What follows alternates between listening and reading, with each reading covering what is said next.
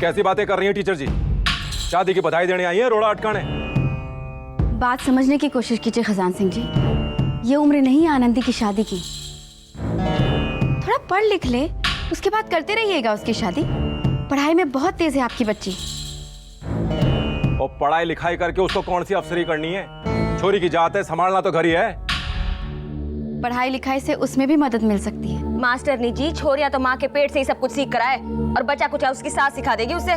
सिर्फ 8 साल की है आनंदी, 10 साल बाद भी शादी करेंगे तो कोई देर नहीं हो जाएगी। तो इतना अच्छा घर बार और इतना अच्छा छोरा ऐसे ही छोड़ दूं? तो बात कीजिए उनसे, अगर उन्हें आनंदी पसंद है तो वो इंतजार करेंगे, नहीं तो। हाँ जी, क्यों नहीं। हम लोग राजघराने के लोग हैं ना, कि छोरे का बाप बैठा रहेगा कि पहले आनंदी बाईसा की पढ़ाई हो जाए, उसके बाद छोरे को घोड़ी पे बिठाएंगे।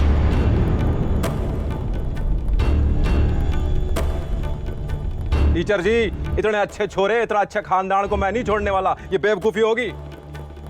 अभी से कैसे कह सकते हैं कि छोरा अच्छा है? बड़ा होकर वो चोर बदमाश डाकू निकला तो क्या आनंदी को आप वापस घर ले आएंगे? देखो मास्टरनी जी, मान सम्मान सब अपनी जगह पर है, पर मर्यादा में रहो। अनाप शनाप बात करके हमारी छोरी का सगुन खराब मत करो। आप तो एक औरत हैं,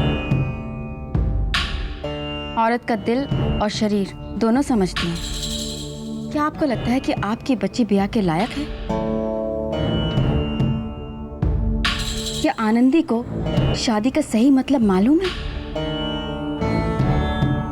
जरा पूछिए उससे कि नए कपड़े और मिठाई के अलावा वो शादी के बारे में क्या जानती है। बस मास्टरनी जी, बहुत हुआ। और शादी की कोई उम्र नहीं होती।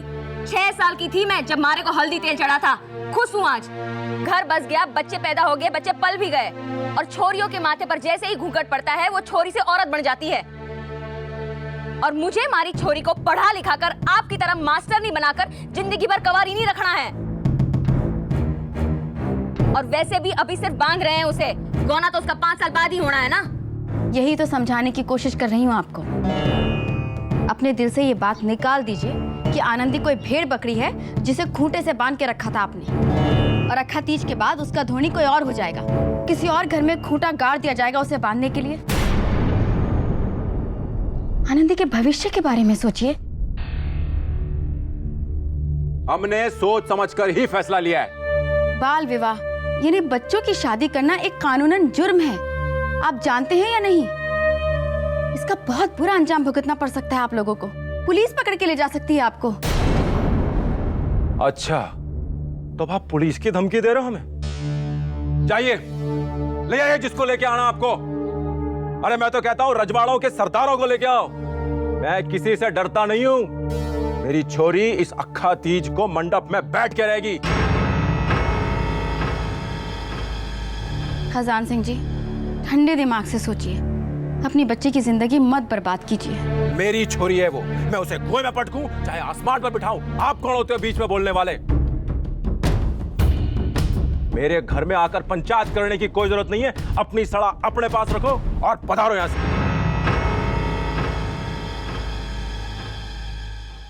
तो आप नहीं मानेंगे? ठीक है, मैं भी देखती हूं कि ये शादी कैसे होती है।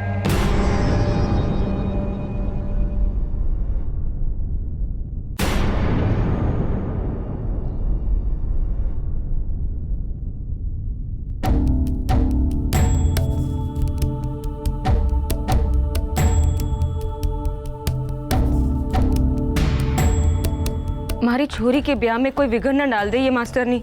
अगर इसने ऐसा वैसा कुछ करने की कोशिश की ना, तो इसका कुछ ना कुछ इलाज तो मैं कर ही दूंगा।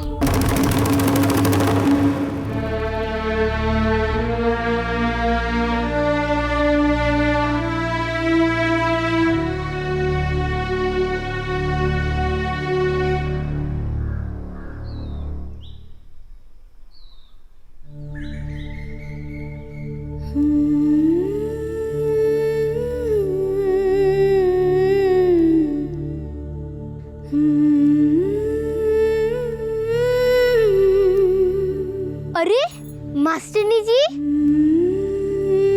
आप पढ़ाते हो ना, तो मेरा भी मन करता है आपके जैसे पढ़ाऊं।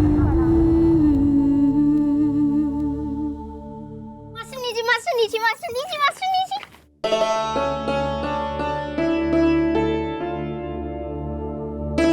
मैं तो आपको सारे गांव में ढूंढी आई, पर आप तो यहाँ हो। आपको पता चला ना कि मेरा ब्याह हो रहा है इसी आखिर तीज को। बापू माँ को बोल रहे थे कि जोधपुर से हलवाई बुलवाएंगे, बहुत अच्छी अच्छी मिठाइयाँ बनेंगी, आपको वहाँ बहुत मजा आएगा। इसीलिए तू आज स्कूल नहीं आई? मैं तो आ ही रही थी सच्ची। मैं तो रोज की तरह सुबह सुबह उठकर तैयार भी हो गई थी, पर माँ ने मुझे मना कर दिया और बापू ने भी बोला कि ब्याह होता है तो स्कूल नहीं जाते हैं, मुझे घर के कामकाज भी तो सीखने हैं। अब से वही मेरी पढ़ाई है। फूली ने भी तो कहा था कि ब्याह हुई छोरियां स्कूल नहीं जाती हैं, है ना? फिर तो शिक्षक दिवस के दिन मेरी तरह टीचर कैसे बनेगी? अरे हाँ, ये तो मैं भूल ही गई। अब एक काम करेंगे, आप मुझे बता देना कि बच्चों को क्या पढ़ाना है। किताबें तो है मेरे पास, मैं तैयारी करके चुपचाप आ जाऊंगी, माँ बापू को बिना बताए। फिर मैं पढ़ाकर वापस आ जाऊंगी, ठीक है? पर मैं साड़ी कहाँ पहनूंगी? रे राम रे, ये तो बहुत बड़ी गड़बड़ हो गई। सिर्फ उसी दिन आएगी, बाद में तुझे स्कूल की याद नहीं आएगी? नहीं नहीं, मैं तो रोज। नहीं आएगी कोई याद व्याद इसे स्कूल की। अब आप पधारो यहां से और मेरी छोरी को भड़काना छोड़ो, ना कोई ऊंच नीच हो गई तो मैं जिम्मेदार नहीं।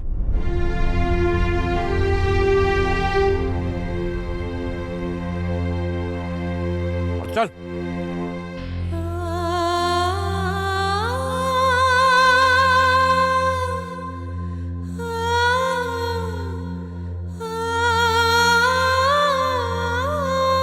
पर बापू, मुझे स्कूल की बहुत याद आएगी।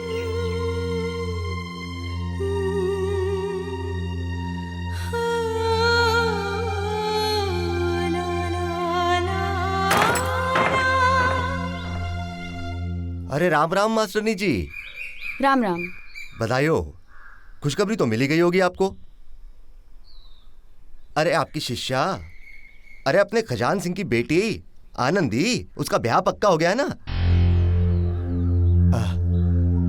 इसको कहते हैं कौवा मुंह मारे ठीकरी में और मोती फंस जाए चोंच। खजान सिंह के तो भाग खुल गए, बहुत अच्छे समधी मिले, बहुत खाते पीते घर का है जी छोरा। मैं ही तो जाता हूँ चिट्ठी पत्री लेके। होली दिवाली इतना देते हैं कि मुट्ठी बंद नहीं होती मेरी। 700 बीघा जमीन, 4 कुएं खुद के, और सबसे बड़ी बात, छोरा इकलौता है।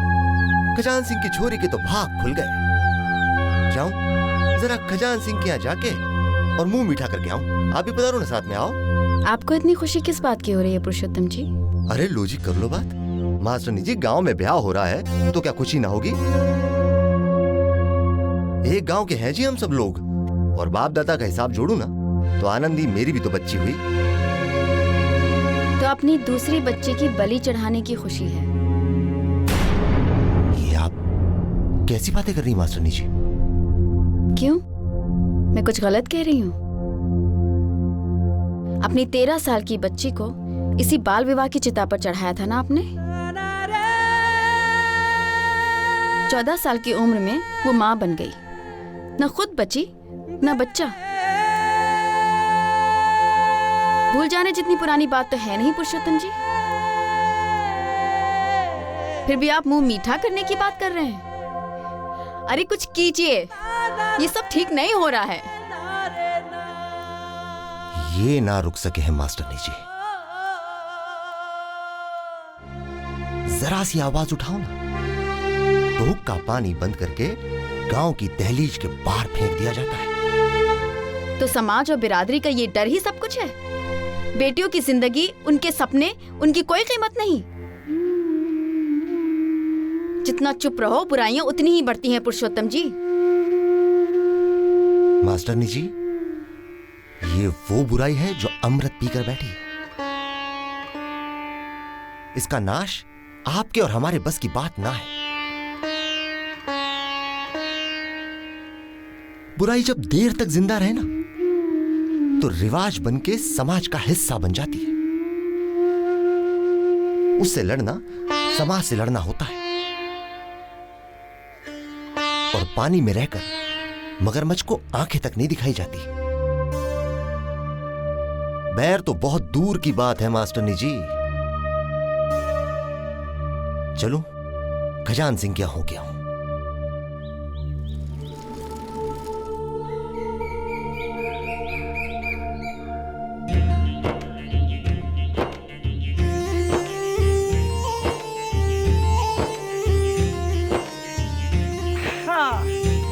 अरे मारी गांव की ढोलकियों, हाथों में मेहंदी लगा के आए हो के? काम पड़े है सो, और यह महारानियां पसीना आने से घबरा रही है। गांव के नाम पे दाग लगाओगी के? हैं? अरे भौरी भौजाई, हमारे हाथों में भी आपकी जुबान जैसे फुर्ती होती तो ये भी चलती तेज तेज। अरे मारी लिच्छों की बिंदनी, भौरी भौजाई की जुबान में अगर ताकत और फुर्ती ना होती ना, तो आधे गांव की छोरी छोरियां कुंवारे डोल रहे होते इस गलियों में, सीटी बजाते और आवारागर्दी करते। तुम सबको तो इस चूल्हे की आग से तो फुर्सत नहीं। ये तो भौरी भौजाई की जबान का ही कमाल है, जो तुम्हारे बच्चों की शादी की हवन की आग जल रही है। हाँ जल रहा है। बौरी ताई जी, वो है ना चंपा, वो कह रही थी कि ये सारी मिठाइयाँ मेहमानों के लिए बन रही है, मुझे इसमें से कुछ भी नहीं मिलेगी। वो झूठ कह रही थी ना। चुपरी छोरी, अभी कढ़ाई का तेल गरम हुआ नहीं कि तेरी जबान लपलपाने लगी। सासरे जाके नाक कटाएगी पूरे गांव की। अरे ओ मारी ढोलकी, इस छोरी की शादी के ब्याह के तो जलवे है सब, और तू इसका दिल तोड़ रही है। चल दे दे थोड़ी बूंदी इसे भी। अरे ऐसे कैसे दे दूं? अभी ठाकुर जी को भोग लगाना है। तो भोग के लिए अलग से रख दे। आजा मेरे बन्नू, चल मैं तुझे देती हूँ, जा ले जा। पगली है बेचारी, अपने ब्याह में ऐसे मगन है जैसे किसी और की ब्याह में आई हो। काकी, मैं आपकी मदद कर दूं? रानी, तू क्या कर रही है यहाँ पे? वो आनंदी ने जबरदस्ती की इसलिए। बावरी हो गई है क्या? आनंदी तो अभी छोरी है, तू तो 10 हाथ की हो गई, थारे अकल नहीं है? अपनी फूटी किस्मत की छाया उस बच्ची पे डालेगी? शगुन के घर में आप शगुन करेगी? चल जा यहाँ से, चल।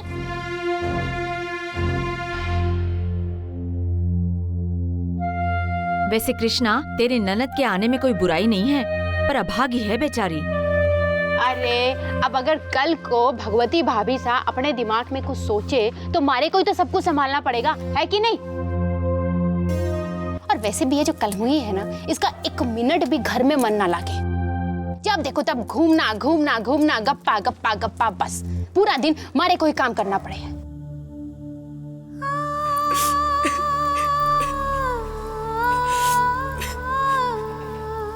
अपनी फूटी किस्मत की छाया उस बच्ची पे डालेगी? शगुन के घर में आप शगुन करेगी? चल जा यहाँ से, चल जा यहाँ से। वैसे कृष्णा, तेरी ननद के आने में कोई बुराई नहीं है, पर अभागी है बेचारी।